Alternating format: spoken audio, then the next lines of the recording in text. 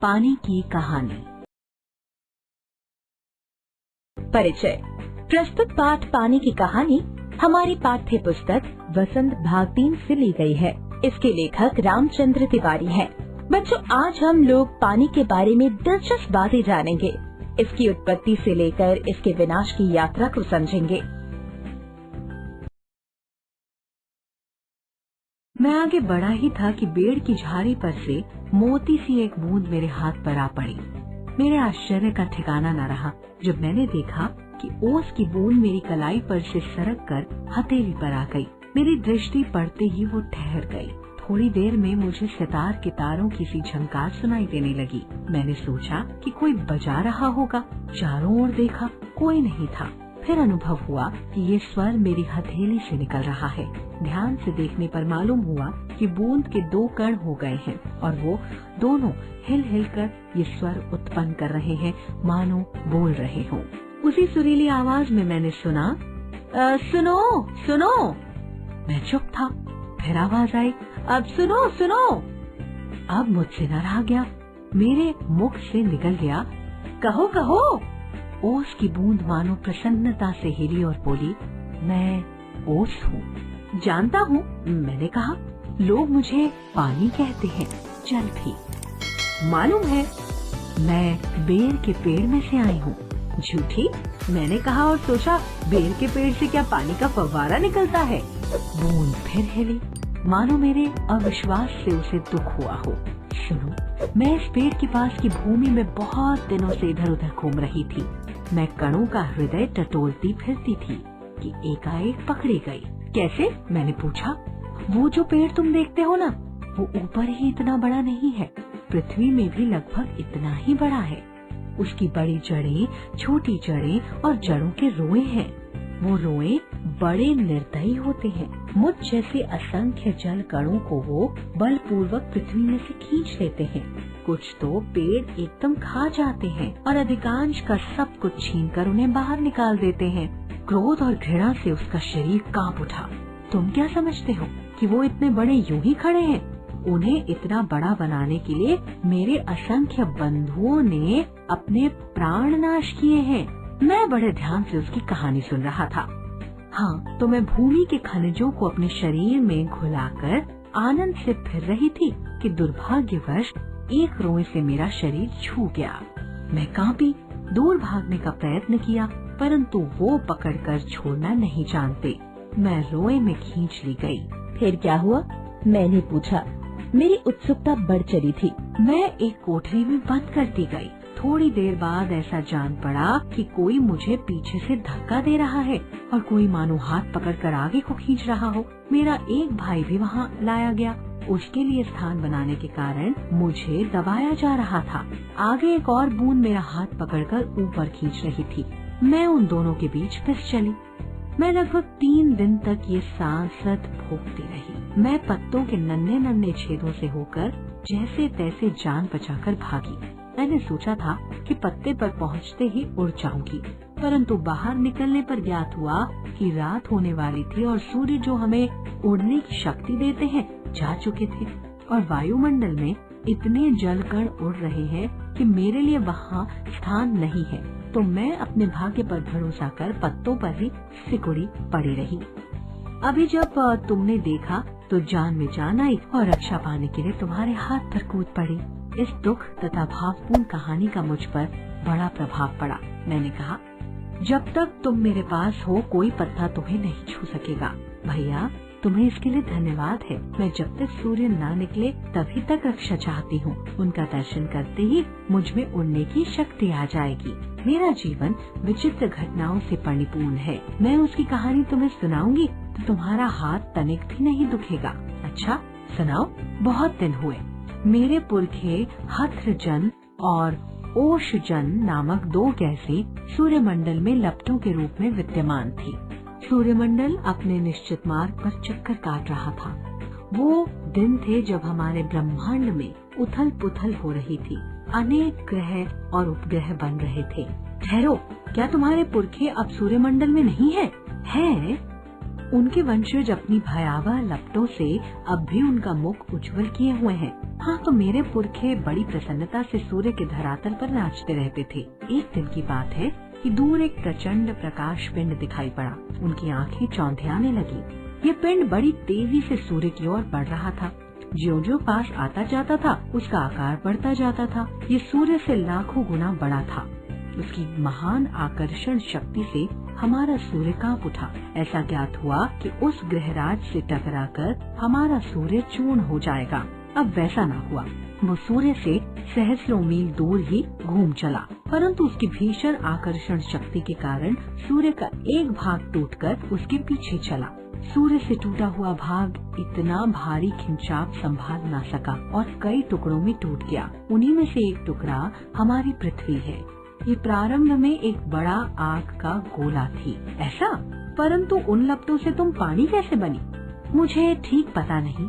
हाँ, ये सही है कि हमारा ग्रह ठंडा होता चला गया और मुझे याद है कि अरबों वर्ष पहले मैं हथजन और ओशजन के रासायनिक क्रिया के कारण उत्पन्न हुई हूँ। उन्होंने आपस में मिलकर अपना प्रत्यक्ष अस्तित्व गवा दिया है और मुझे उत्पन्न किया है। मैं उन दिनों भाप के रूप में पृथ्वी के चारों ओर घूमती फिरती थी।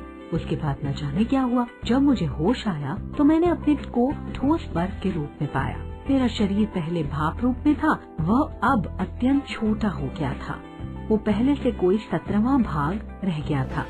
मैंने देखा मेरे चारों ओर मेरे असंख्य साथी बर्फ बने पड़े थे। जहाँ तक दृष्टि जाती थी, बर्फ के अतिरिक्त कुछ दिखाई नहीं पड़ता था।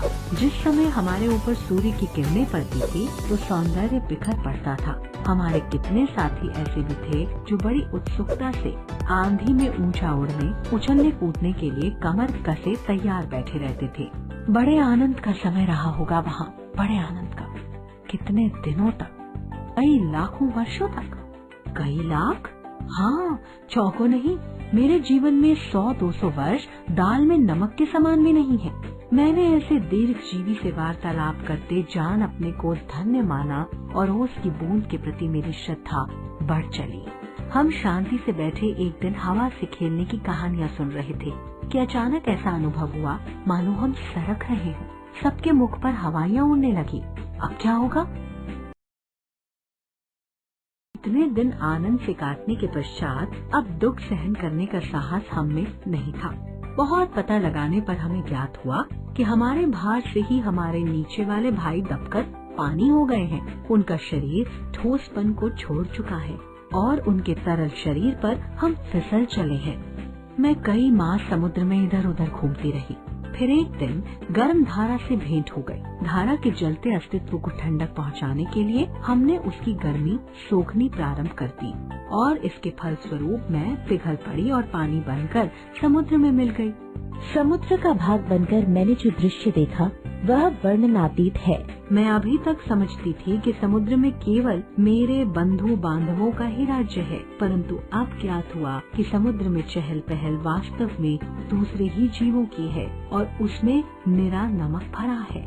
पहले पहल समुद्र का खारापन मुझे बिल्कुल नहीं भाया। जी मचलने लगा, पर धीरे धीरे सब सहन हो चला।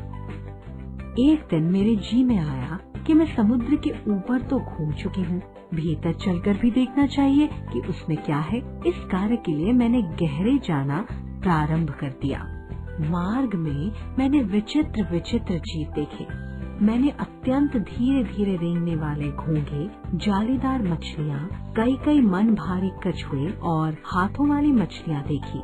एक मछली ऐसी देखी जो मनुष्य से कई गुना लंबी थी। उसके 8 हाथ थे। वो इन हाथों से अपने शिकार को जकड़ लेती थी।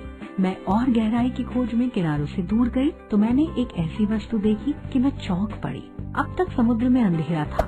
सूर्य का प्रकाश कुछ ही भीतर तक पहुंच पाता था और बल लगाकर देखने के कारण मेरे नेत्र दुखने लगे थे। मैं सोच रही थी कि यहाँ पर जीवों को कैसे दिखाई पड़ता होगा कि सामने ऐसा जीव दिखाई पड़ा मानो कोई लालटेन लिए घूम रहा हो। ये एक अत्यंत सुंदर मछली थी। इसके शरीर से एक प्रकार की चमक निकलती थी जो इसे मार्ग दिखलाती थी। इसका प्रकाश देखकर कितनी छोटी छोटी अनजान मछलियाँ इसके पास आ जाती थी और ये जब भूखी होती थी तो पेट भर उनका भोजन करती थी। विचित्र है। जब मैं और नीचे समुद्र की गहरी तह में पहुंची तो देखा कि वहाँ भी जंगल है। छोटे ठिंगने मोटे पत्ते वाले पेड़ बहुतायत से उगे हुए हैं। वहाँ पर पहाड़ियाँ हैं, घाटियाँ हैं। इन पहाड़ियों की गुफाओं में नाना प्रकार के जीव रहते हैं जो निपट, अंधे तथा महा आलसी हैं। ये सब देखने में मुझे कई वर्ष लगे। जी में आया कि ऊपर लौट चले, परंतु प्रयत्न करने पर जान पड़ा कि ये असंभव है। मेरे ऊपर पानी की कोई 3 मील मोटी तह थी। मैं भूमि में घुसकर जान बचाने की चेष्टा करने लगी।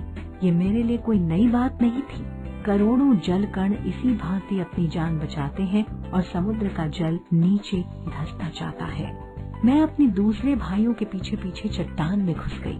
कई वर्षों में कई मील मोटी चट्टान में घुसकर हम पृथ्वी के भीतर एक खोखले स्थान में निकले और एक स्थान पर इकट्ठा होकर हम लोगों ने सोचा कि क्या करना चाहिए। कुछ की सम्मति में वहीं पड़ा रहना ठीक था, परंतु हम में कुछ उत्साही युवा भी थे। वो एक स्वर में बोले, हम खोज करेंगे, पृथ्वी के हृदय में घूम घूम कर देखेंगे कि भीतर क्या छिपा हुआ है। अब हम शोर मचाते हुए आगे बढ़े तो एक ऐसे स्थान पर पहुँचे जहाँ ठोस वस्तु का नाम भी न था। बड़ी बड़ी चट्टानें लाल पीली पड़ी थी और नाना प्रकार की धातुएं इधर उधर बहने को उतावली हो रही। इसी स्थान के आसपास एक दुर्घटना होते होते बची। हम लोग अपनी इस खोज से इतने प्रसन्न थे कि अंधाधुंध बिना मार्ग देखे बढ़े जाते थे। इससे अचानक एक ऐसी जगह जा पहुँचे जहाँ ताप क्रम बहुत ऊंचा था। ये हमारे लिए असहज था। हमारे अगुआ कांपे और देखते देखते उनका शरीर ओजन और हथजन में विभाजित हो गया। इस दुर्घटना से मेरे कान खड़े हो गए। मैं अपने और बुद्धिमान साथियों के साथ एक और निकल भागी। हम लोग अब एक ऐसे स्थान पर पहुँचे जहाँ पृथ्वी का गर्भ रह रहकर हिल रहा था। एक बड़े जोर का धड़ाका हुआ। हम बड़ी तेजी से बाहर फेंक दिए गए। हम ऊंचे आकाश में उड़ चले। इस दुर्घटना से हम चौंक पड़े थे। पीछे देखने से ज्ञात हुआ कि पृथ्वी फट गई है और उसमें धुआं, पिघली धातुएं तथा लपटें निकल रही हैं। ये दृश्य बहुत ही शानदार था और इसे देखने की हमें बार बार इच्छा होने लगी। मैं समझ गया तुम ज्वालामुखी की बात कर रही हो ना?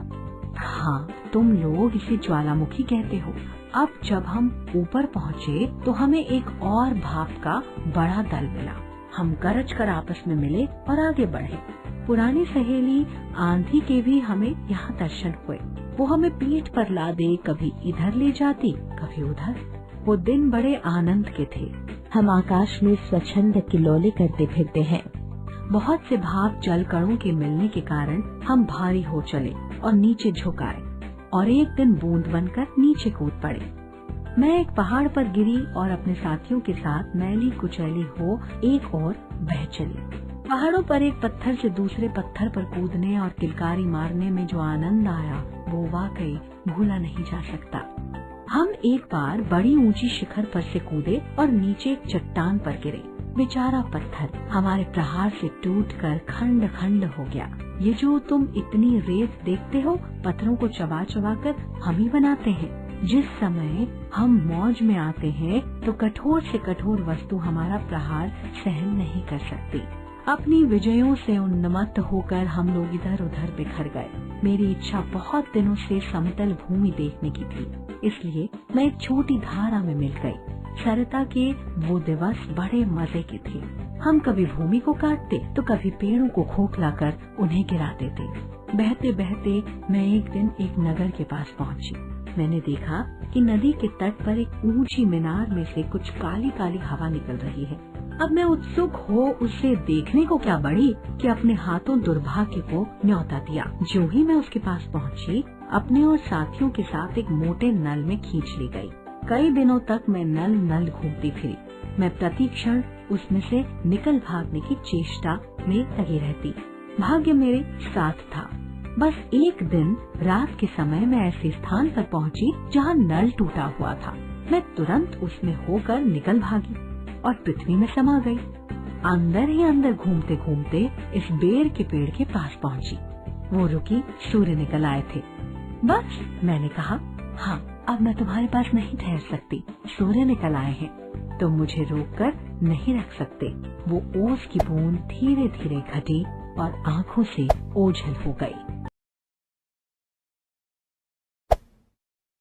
सारांश। तो बच्चों, आज हमने देखा